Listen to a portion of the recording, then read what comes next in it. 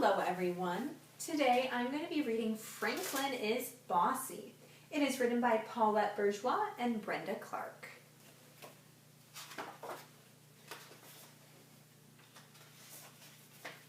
Franklin the turtle could zip zippers and button buttons. He could count by twos and tie his shoes. He had lots of friends and one best friend named Bear.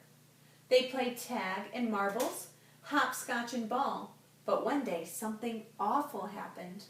Franklin and Bear had a fight.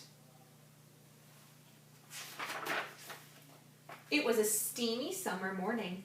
Franklin told his friends, "Let's play marbles." And they did. After a while, Franklin said, "I'm tired of marbles.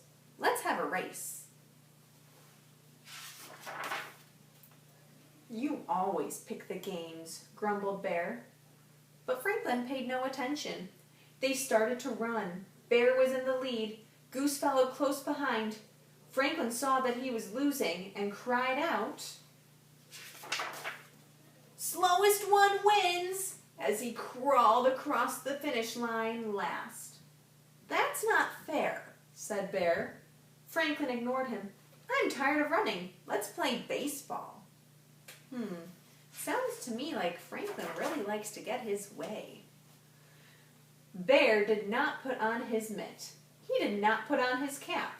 He was mad. "It's too hot. I don't want to play," said Bear. "Me neither," said Beaver. "It's not too hot," said Franklin. "Is too," said Bear. "Is not," said Franklin. "I don't want to play with you, Franklin," shouted Bear. "And I don't want to play with you either," Franklin shouted back. Franklin stomped all the way home. "What's wrong?" asked his father. "There's no one to play with," answered Franklin. "Maybe your friends will come by later," said Franklin's father. "Maybe," he said. In his room, Franklin built a castle. He made a cape to be brave in. He made shields and swords and suits of armor. He drew pictures. He played house. He read stories. He played by himself for 1 whole hour. And then he didn't know what to do. So Franklin went looking for company. His friends were in the river cooling off. "Are you still hot?" he asked. "No," they answered. "Then let's play ball," said Franklin. Before anyone had a chance to say a word, Franklin started giving orders. "Bear, you play first base. Goose and Beaver, you go to the outfield, and I'll be the pitcher." "No way," shouted Bear. "I don't want to play with you. You are too bossy."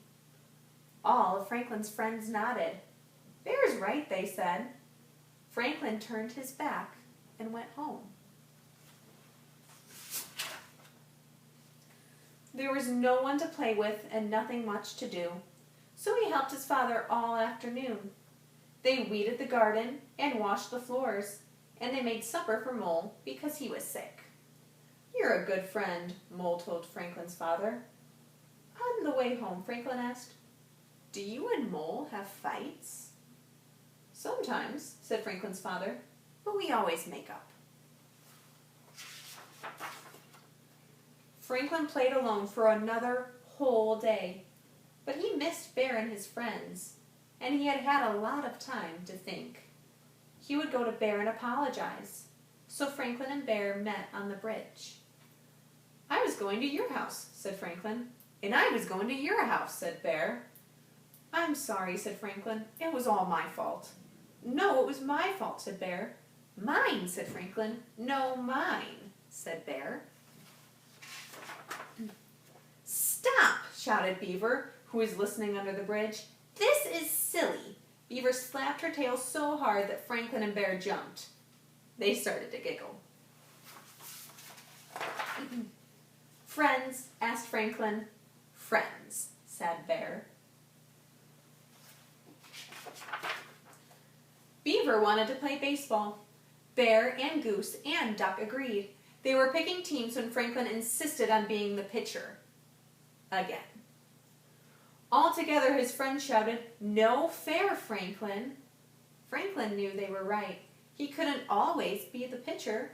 It was his turn to play in the outfield. And it wasn't so bad, for although Franklin didn't catch a single ball, he did catch a lot of flies. The end.